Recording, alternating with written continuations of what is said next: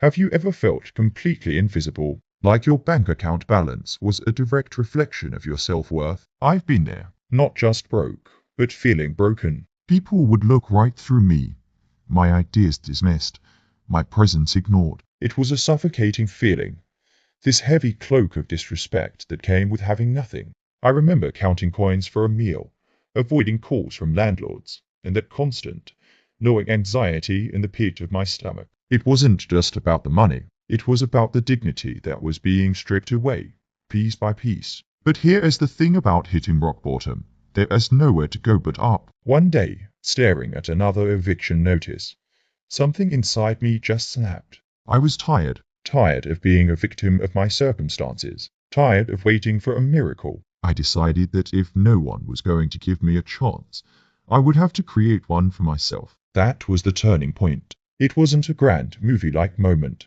It was a quiet, desperate decision made in a cold, empty room. My first step was brutal self-honesty. I had to look at myself in the mirror and take responsibility. It was easy to blame the world, the economy, my bad luck. But the truth was, I had made poor choices. I had been undisciplined. I had let fear paralyze me. So, I grabbed a notebook and wrote down everything I was doing wrong. It was a long, painful list, but for the first time, I felt a flicker of control. I wasn't just a ship being tossed around by the storm. I was finally looking for the helm. With my last few dollars, I didn't buy a lottery ticket. I bought a book about a skill I was curious about. Then I went to the library and borrowed 10 more. I started consuming knowledge like I was starving, because, in a way, I was. I starved for a better life. I taught myself how to code, spending sleepless nights staring at a screen until the letters blurred. I learned about marketing, about sales, about how to build something from nothing. Every small win, like writing a simple line of code that actually worked, felt like a monumental victory. It was fuel. The journey was anything but glamorous. There were so many moments of doubt. I remember applying for over 100 freelance gigs and getting rejected from every single one. Friends, the few that were left, told me I was wasting my time, that I should just get a real job. The loneliness was crushing. It felt like I was screaming into a void. There were nights I just cried, convinced I was a failure, that I was destined to be broke and disrespected forever. But every morning, I made a choice. The choice to get up and try again. I started a tiny project for myself, a small website. It wasn't much, but it was mine. I poured all my newfound knowledge into it.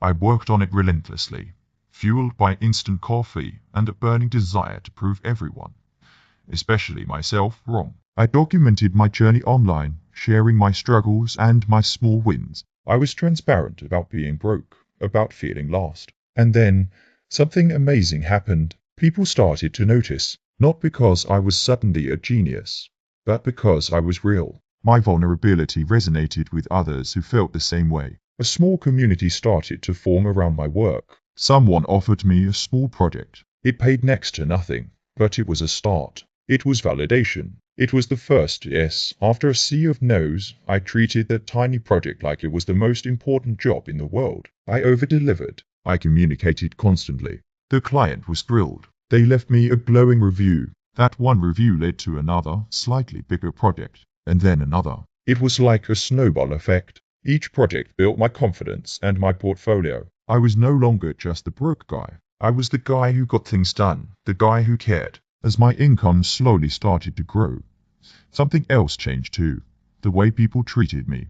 The same people who once dismissed me now started asking for my opinion. They'd ask me to lunch. They'd listen when I spoke. The shift was surreal. It wasn't because I was suddenly flashing cash or wearing expensive clothes. It was because I had built something. I had earned respect through sheer grit and perseverance. I carried myself differently because I finally respected myself. I reinvested everything I earned back into my skills and my small business. I took courses. I hired a mentor. I learned about financial discipline, something I had ignored for years. I created a budget and stuck to it. I started saving, then investing. Seeing my savings account grow, even by a small amount each month, was more empowering than any paycheck I had ever received before.